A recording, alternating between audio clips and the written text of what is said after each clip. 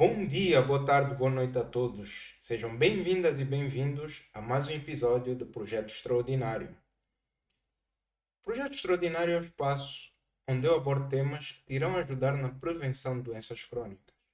Eu sou Flávio Neto e o tema de hoje é como é que alimentos integrais de origem vegetal te podem ajudar na prevenção de doenças crónicas.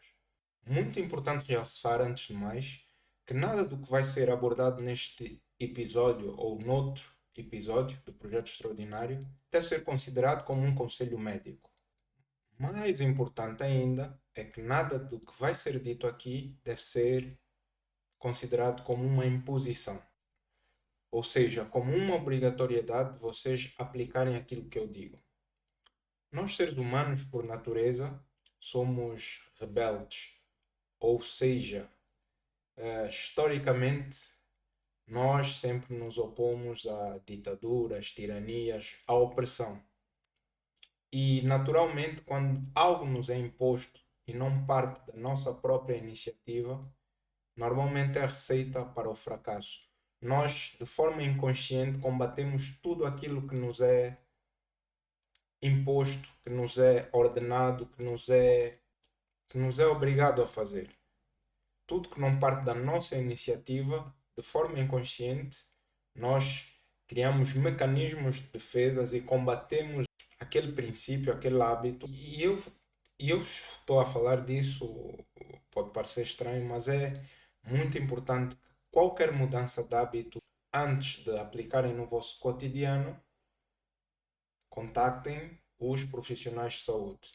Há muita gente que está sobre alguma medicação ou está sobre alguma dieta específica. Então, se vai introduzir um novo hábito, é muito importante monitorar como é que este hábito vai ser aplicado no dia a dia. Então, entrando no tema, a definir de forma muito sucinta o que são alimentos integrais de origem vegetal, ou o que é seguir uma alimentação integral de origem vegetal.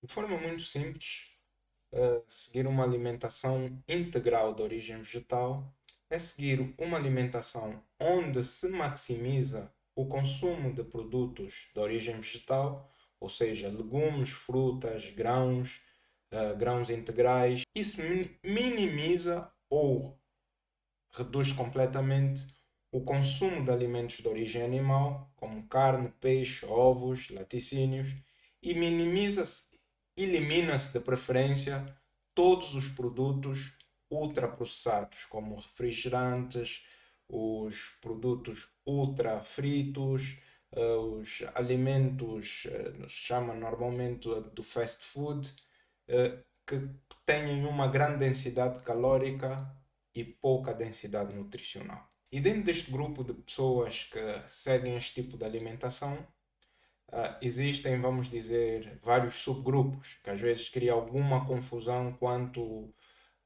falamos de alimentação integral de origem vegetal. De forma muito rápida e sucinta, vou falar dos principais e depois, quem sabe, num futuro episódio podemos entrar e debater de forma mais profunda cada uma destes subgrupos. Então, existem os veganos, que são, vamos dizer, os mais radicais quanto ao consumo de produtos de origem animal, pois eles eliminam completamente da sua alimentação todo e qualquer produto de origem animal.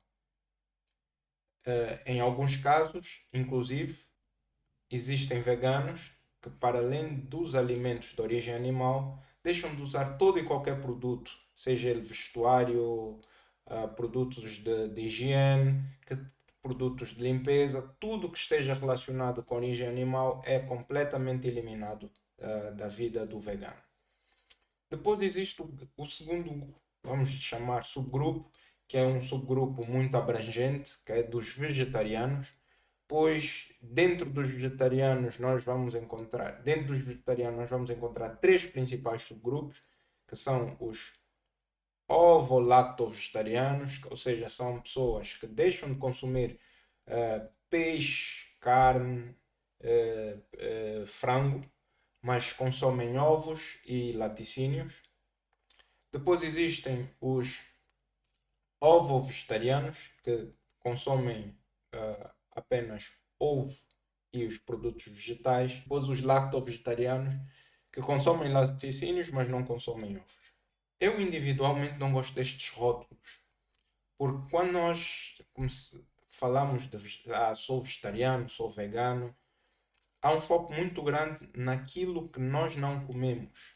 Ou seja, nós estamos preocupados em dizer, ok, eu sou vegetariano, eu não como carne, não como peixe, não como frango, quando o foco deve ser aquilo que eu como. E vamos clarificar que muitas das vezes há uma confusão entre considerar uma pessoa que tem uma alimentação vegana e vegetariana é igual a ter uma alimentação saudável. São coisas completamente diferentes. Por exemplo, eu posso ser vegano e alimentar-me todos os dias de refrigerante, batata frita e arroz.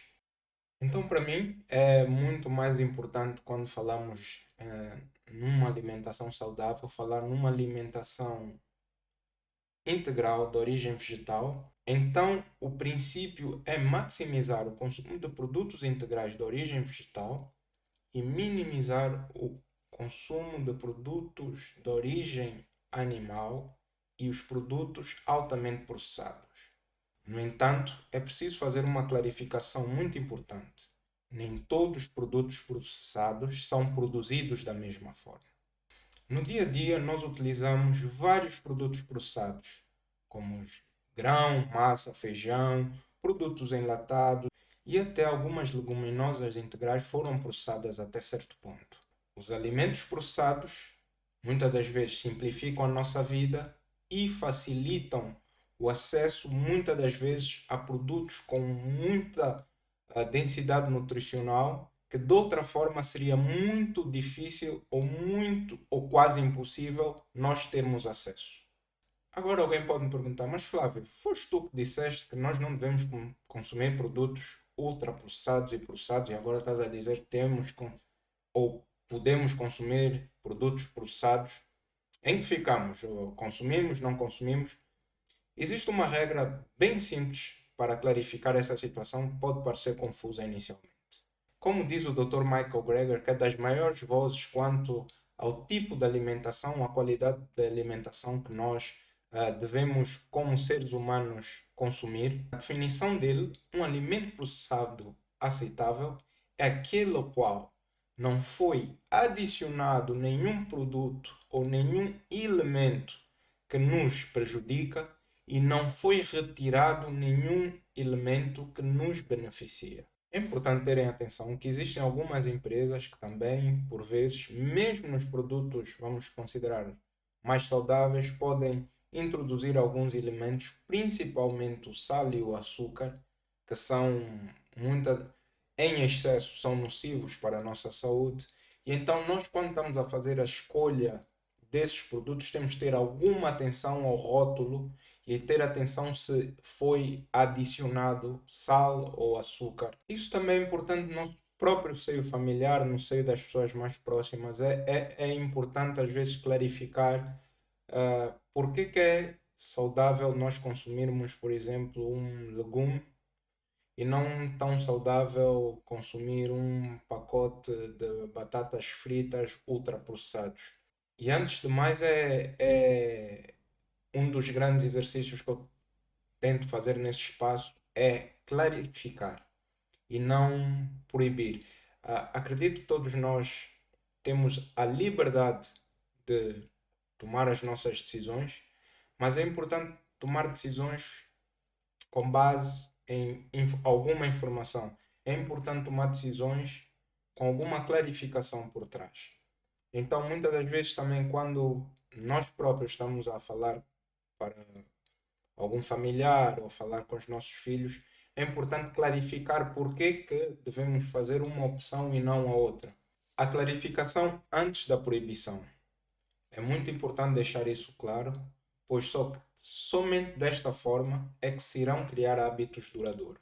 Obviamente, quando falamos de uma alimentação integral de origem vegetal, existe também alguma resistência de vários segmentos. existe ainda muito preconceito relacionado a isso. Existe, ahm, para muita gente, uma alimentação integral de origem vegetal não cumpre com todos os requisitos que se considera uma alimentação completa, ou seja, não tem todos os nutrientes, não tem todos os não tem todos os macronutrientes e micronutrientes necessários para uma alimentação saudável. No entanto, no entanto, uh, dizer que isto hoje a ciência já comprovou de forma clara que não é verdade. Bem pelo contrário, a alimentação integral de origem vegetal tem em vários estudos demonstrado que é a alimentação que melhor funciona para o corpo humano. Mais do que isso, permite que o nosso corpo se previna de forma mais eficaz contra o aparecimento e desenvolvimento de doenças crónicas. Muita gente acredita que uma alimentação integral de origem vegetal não vai fornecer a quantidade necessária de calorias, nem a quantidade necessária de certos nutrientes como cálcio, ferro, proteínas, ômega 3, 6.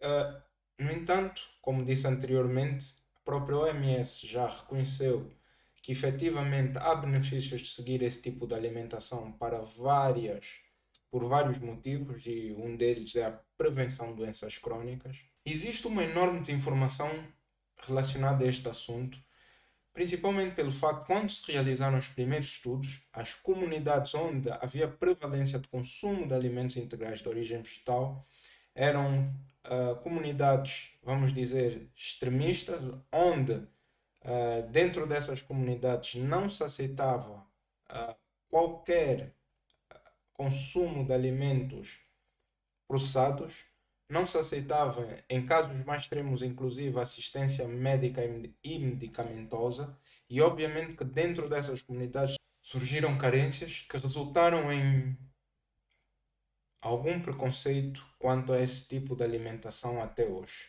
Hoje a realidade é completamente diferente. Existem várias pessoas em todas as partes do mundo que seguem uma alimentação integral de origem vegetal, são saudáveis, têm a sua vida normal, e dizer que hoje a mentalidade é completamente diferente. Hoje alguém que segue essa alimentação, obviamente que consome produtos processados, tem um acompanhamento do profissional de saúde e está aberto a fazer a sua suplementação se assim for necessário. No entanto, é importante dizer que, seja qual for o tipo de alimentação que se siga, existe o risco real desta mesma alimentação não cumprir com os requisitos necessários para uma alimentação saudável. Ou seja, mesmo que se tu sigas uma alimentação comumente chamada de omnívora, ou seja, onde consome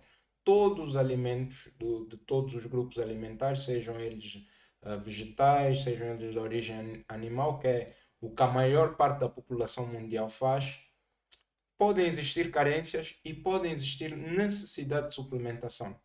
Então, o facto de eu seguir uma alimentação integral de origem vegetal e necessitar de alguma suplementação para suprir algumas carências é completamente normal. É o mesmo que pode acontecer com qualquer pessoa que siga uma alimentação omnívora, vou chamar uma alimentação comum ou usual. É comum encontrar carências dentro dessa alimentação. Principalmente nos dias de hoje, das principais carências que existem são das carências de vitaminas devido ao baixo consumo de legumes e de frutas por grande parte da população mundial. Na publicação de 2018, no Journal of the American Medical Association, o risco associado ao tipo de alimentação foi identificado como o maior risco da causa de morte, ou seja, à frente do tabaco, estilo de vida e stress. Então, é muito importante quando nós falamos de hábitos alimentares, mesmo para crianças, pois esses hábitos a irão acompanhar para o resto da vida. Começar de cedo alimentar-se bem é algo que só vai ser um benefício para essa criança na sua vida adulta. Uma das formas que podemos olhar para a correlação entre alimentação e saúde é olhar para populações que tenham uma grande longevidade. Um estudo mais detalhado e extenso sobre esse assunto foi desenvolvido por Dan Buettner com os seus parceiros do National Geographic. Eles analisaram as áreas com maior número de centenários no mundo, o que ficou conhecido como as Blue Zones. As Blue Zones são zonas específicas do globo onde a esperança média de vida era bem perto dos 90, mais que 90, e a prevalência de doenças crónicas é muito baixa, apesar da grande parte da população dessas zonas ser considerada da terceira idade. E estas zonas, que ficaram conhecidas como as Blue Zones, que são 5 zonas bem específicas, que é a Loma Linda na Califórnia, a Iquéria na Grécia, Okinawa no Japão, Sardenha na Itália e por último Nicoya na Costa Rica. Nestas chamadas Blue Zones, o que se constatou é que efetivamente existe, apesar destas 5 zonas que eu aqui citei estarem em latitudes completamente diferentes do globo, estamos a falar, por exemplo, de Okinawa, que é no Japão, e de Loma Linda, que é nos Estados Unidos, ou, por exemplo, Iquéria e Sardenha, que são na zona do Mediterrâneo. Apesar de estarem em latitudes completamente diferentes do globo, a base em todas essas comunidades é que existe em todas elas um grande consumo de alimentos integrais de origem vegetal. Apesar de nem sempre serem os mesmos produtos, a base de todas elas, mais de 60% a 70% da alimentação dessas populações é normalmente baseada em alimentos integrais de origem vegetal. Para além disso, existiram 2 grandes estudos dirigidos por instituições de extrema reputação mundial, que é o caso do Oxford EPIC, e a EPIC é European Prospective Institute for Cancer and Health, e o Adventist Health Study, que é comumente conhecido como a AHS. Estes 2 grandes estudos foram conduzidos por muitos anos, onde eles tiveram uma amostra de mais de 20.000 pessoas e seguiram os hábitos e os princípios alimentares destas pessoas durante um longo período de tempo, mais de 20 anos.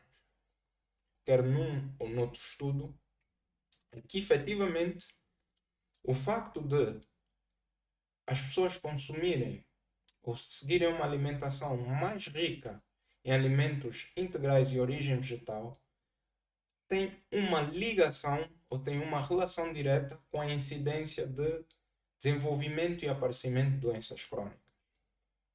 Tal está comprovado nestes 2 estudos, tal está comprovado, por exemplo, como disse anteriormente, nas zonas conhecidas como Blue Zones, onde existe uma grande quantidade de pessoas que chega aos 90 anos sem nenhuma doença crónica, praticamente.